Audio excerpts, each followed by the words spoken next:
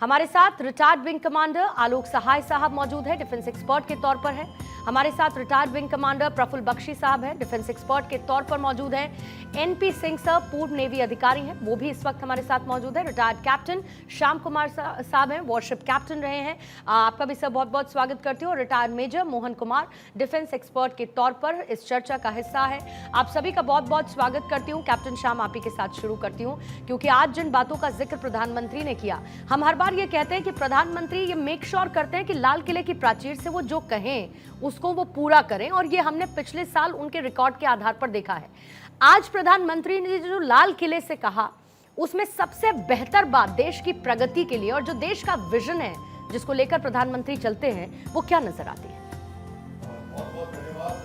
Bharat 24 channel की तरफ से मैं पूरे भारतवासियों को और जो भी विश्व में जहां भी हमारे भारतवासी हैं और पूरे समुदाय को, पूरे ग्लोबल वर्ल्ड को, पूरे को मैं अपनी शुभकामनाएं 78th जो इंडिपेंडेंस डे भारत मना रहा है उसके लिए देता हूं।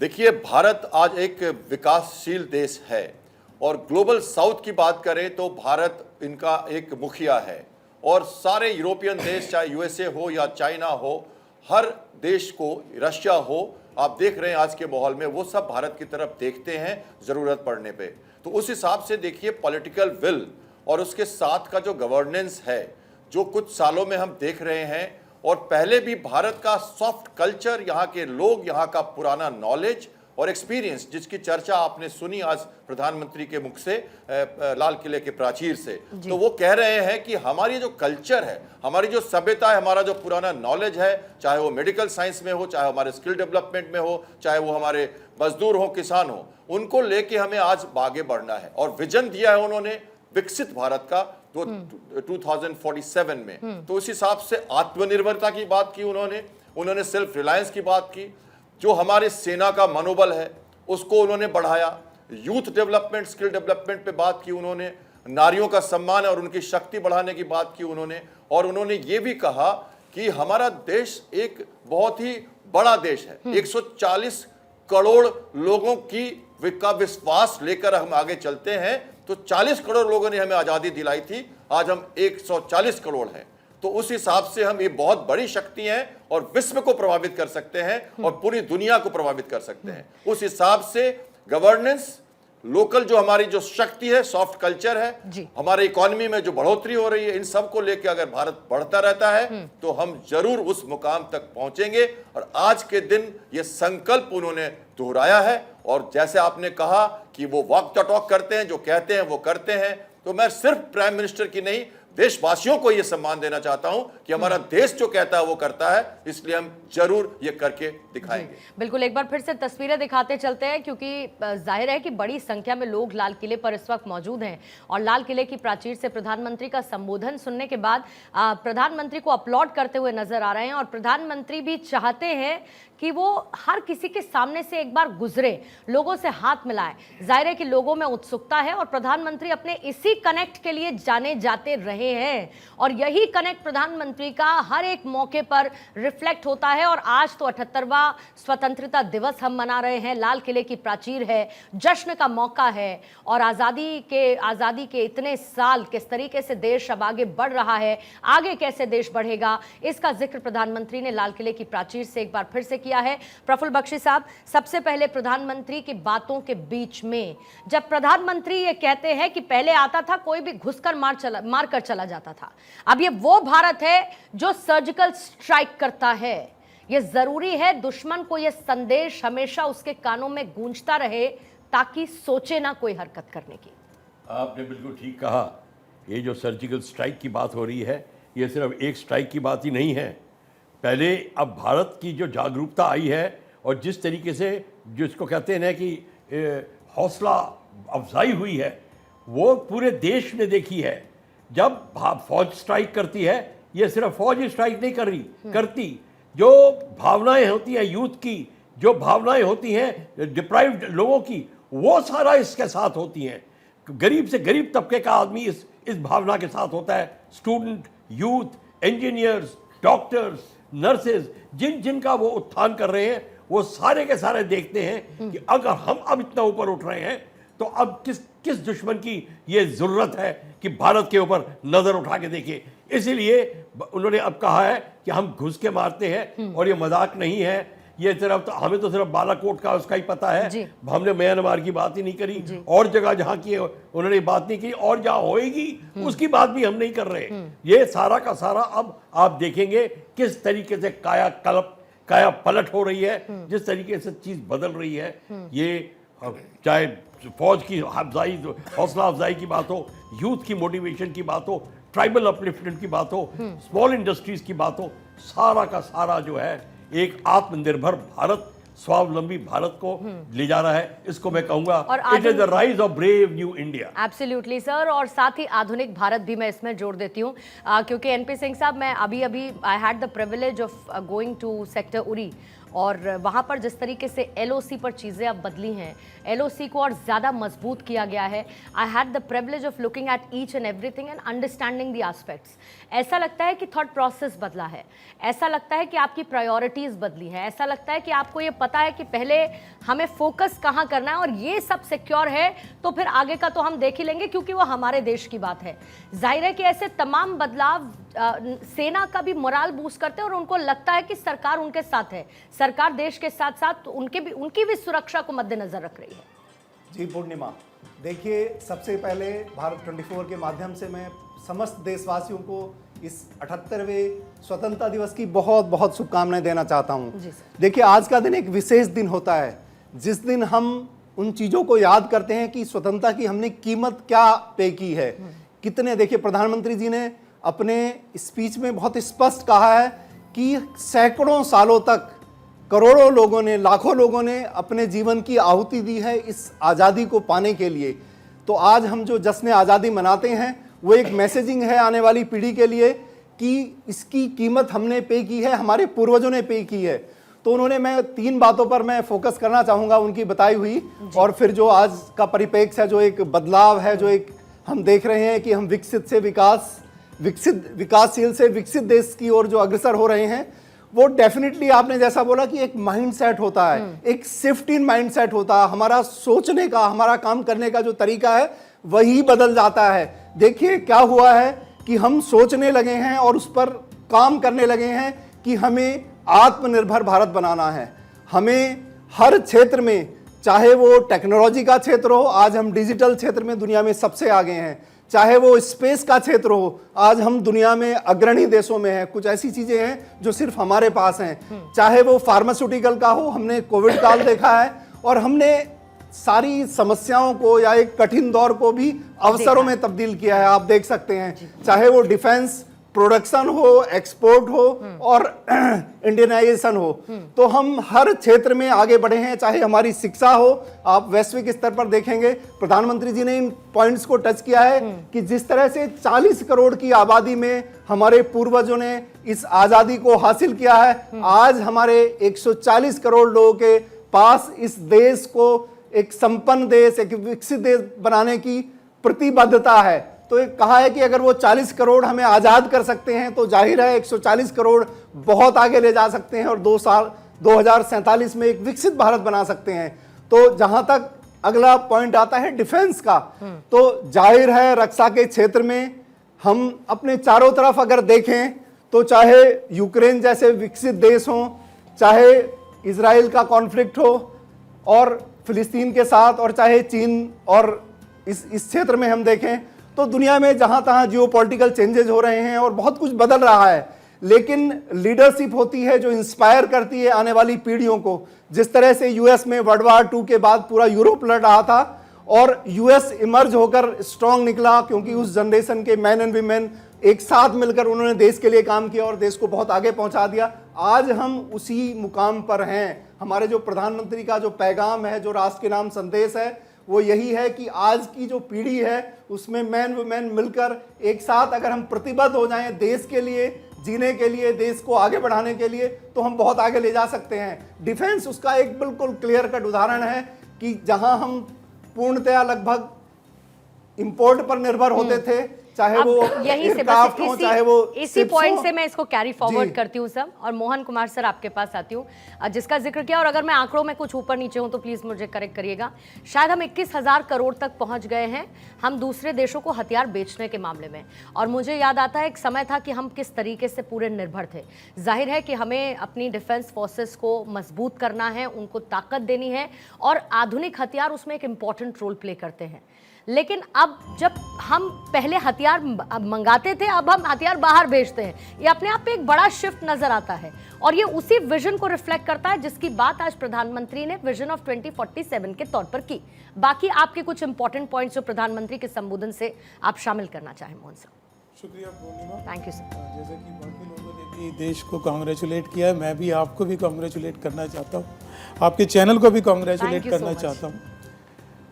कमिंग टू द पॉइंट, प्रधानमंत्री मोदी जी ने का जो भाषण किया, आज मेरे को जो सबसे खूबसूरत बात उसमें से नज़र आती है, वो एक बहुत ही खूबसूरत स्टेटमेंट उन्होंने दिया है और बड़े सेटल मैनर में कन्वे किया है, और मेरे ख्याल से वो most of the people are going to miss it. वो एक बहुत अच्छी बात उन्होंने बोली है, उसका मैं अगर एक लाइन में बोलना चाहूँ, निरंतरता में ही स्वतंत्रता है। व्हेन वी से हम लोग सेलिब्रेट कर रहे हैं अपनी आज़ादी, आज़ादी का सेलिब्रेशन कोई एक दिन का नहीं है, ये निरंतरता का सेलिब्रेशन है। Absolutely. और इसीलिए आज प्रधानमंत्री जी ने आह्वान किया है कि 140 करोड़ लोगों को मिलके इस स्वतंत्रता को मेंटेन करना है। हमारी आज़ादी सिर्फ 1947 की आज़ादी नहीं है, आज भी वो जंग जारी है। ये प्रधानमंत्री का स्टेटमेंट है, ये प्रधानमंत्री का मैसेज है आपके लिए। और दूसरी सबसे बड़ी खूबसूरत बात ये कि जब वो 140 करोड़ की बात कर रहे हैं, वो 140 करोड़ में बोल रहे हैं कि जात पात धर्म religion irrespective of anything, your caste creed religion, आज अगर हमने अपनी आज़ादी को बचाना है, उस आज़ादी को बचाने का मतलब है देश को विकसित बनाना है, और वो तभी पॉसिबल है जब 140 करोड़ लोग मिलके काम करें। आज प्रधानमंत्री जी का संदेश है कि वो अपना रिलीजन, अपनी जाति, अपना place of origin, caste, language, ये सब कुछ छोड़ के आज देश को पहले रखना है। ये सबसे बड़ी मजबूत बात है, राष्ट्र प्रथम वाली जो राष्ट्र बात प्रथम वाली प्रधानमंत्री बात। आज़ादी का असली मतलब वही है। जब वो सेना की बात करते हैं कि सेना सर्जिकल स्ट्राइक कहते हैं, जैसे बख्शी सर ने कहा कि सर्जिकल स्ट्राइक सिर्फ फौज नहीं करती है, सर्जिकल स्ट्राइक आप सब मिलके हमारे साथ करते हैं। तो इसका क्या मतलब हुआ, हर रिलीजन, हर कास्ट उसमें शामिल है अपनी आज़ादी के लिए, लड़ाई के लिए। जो प्यार आप लोगों से हमको मिलता है, जो संदेश आप लोग हमें देते हैं कि जब एक फौजी बॉर्डर्स के बाद ड्यूटी करने के बाद घर पे छुट्टी आता है, जो प्यार उसको मिलता है, जो संदेश उसको मिलता है, वही उसकी वो स्ट्रेंथ है, उसको और ताकत दे। वही उसकी स्ट्रेंथ है, उसी से वो लड़ाई करता है, उसी से उसको खुशी होती है। आप पूरी गए, आपने देखा होगा कि फौजियों का मोराल क्यों अच्छा लगा। एब्सोल्युटली सर, आप वहाँ पे गए तो आपको भी अच्छा लगा कि भाई भाई आपने उनका मोराल, उनकी हौसला अफजाई की। मुझे इस बात की खुशी है। आप जैसे यंगस्टर, यंग लोग अगर उधर जाएंगे तो डेफिनेटली ये उनका मोराल बूस्टर होता है। जी, थैंक यू। मुझे खुशी है आपका, आपने ऐसा काम किया, और मैं उसमें आपको तहे दिल से शुक्रिया अदा करता हूं। मतलब आप ये मान के चलिए, अपना मैं बस आपको अपना पर्सनल एक्सपीरियंस बता रही हूँ। मैं गई थी वहाँ पर बहुत थोड़ा लेकर, और मैं जब वहाँ से लौटी हूँ तो मैं बहुत कुछ अपने साथ लेकर आई हूँ, and that will always remain in me. हमेशा से वो मेरे जहन में रहेगा जो मैं वहाँ से लेकर आई हूँ। Thank you so much sir. इसी बीच में विंग कमांडर आलोक सहाय भी इस वक्त हमारे साथ जुड़ चुके हैं डिफेंस एक्सपर्ट के तौर पर। आलोक सहाय साहब, आपको भी बहुत बहुत धन्यवाद, आपको बहुत बहुत बधाई है और धन्यवाद आपको जुड़ने के लिए। एक तो आज स्वतंत्रता दिवस है और आज हम उसको सेलिब्रेट करें। प्रधानमंत्री ने लाल किले की प्राचीर से बहुत बातों का जिक्र किया, लेकिन आज मुझे एक चिंता नजर आई, और उस चिंता या परेशानी को खत्म करने का तरीका, यानी प्रॉब्लम और सॉल्यूशन दोनों नजर आए। जब प्रधानमंत्री ने अलग अलग धर्मों के आधार पर जब बंटती हैं चीजें, और खासतौर से बांग्लादेश का जिक्र करते हुए उन्होंने कहा कि हमें एक ऐसा सिविल कोड चाहिए जो कि सेक्युलर हो। I think it's high time, ये बहुत ज़रूरी है, और इसमें कोई बुराई नहीं कि अगर आसपास हमारे कुछ ऐसा घट रहा हो, उसकी संभावना को ही हम अपने देश में खत्म कर दें और बदलाव की शुरुआत आज से करें। जी देखिए पूर्णिमा जी, 78वीं स्वतंत्रता दिवस की बहुत बहुत बधाई आपको और भारत 24 चैनल को। प्रधानमंत्री ने जो बातें कही हैं, बहुत ही सारी नई चीज़ों का आज उन्होंने जिक्र किया है। जिसमें जो मुख्य बातें हैं वो ये है 2047 का जो विकसित भारत का उनका सपना है, और एक यूनिफॉर्म सिविल कोड, जो आपने बिल्कुल सही बात कही, यूनिफॉर्म सिविल कोड जो है, उनका कहना है कि अभी जो हमारे पास सिविल कोड है वो सेकुलर नहीं है, वो सेकुलर नहीं है।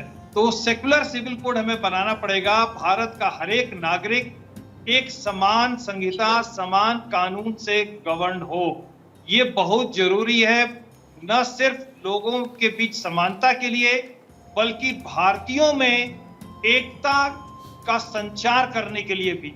हम सभी एक हैं। इस अनुभव का संचार अच्छी तरह से तभी होगा जब हम एक नीति से गवर्न होंगे। इस बात को हर एक नागरिक को समझना पड़ेगा। और ये जो यूनिफॉर्म सिविल कोड है, देखिए क्या होता है, इससे बहुत सारी गंदगियां हमारे समाज में आ रही है राजनीति के माध्यम से।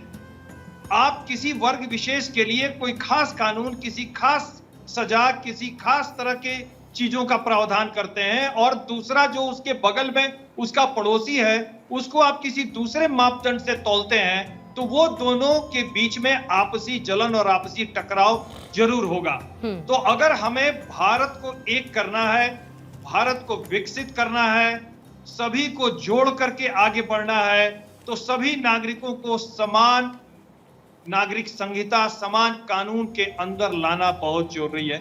इस बात पर उन्होंने जोर दिया।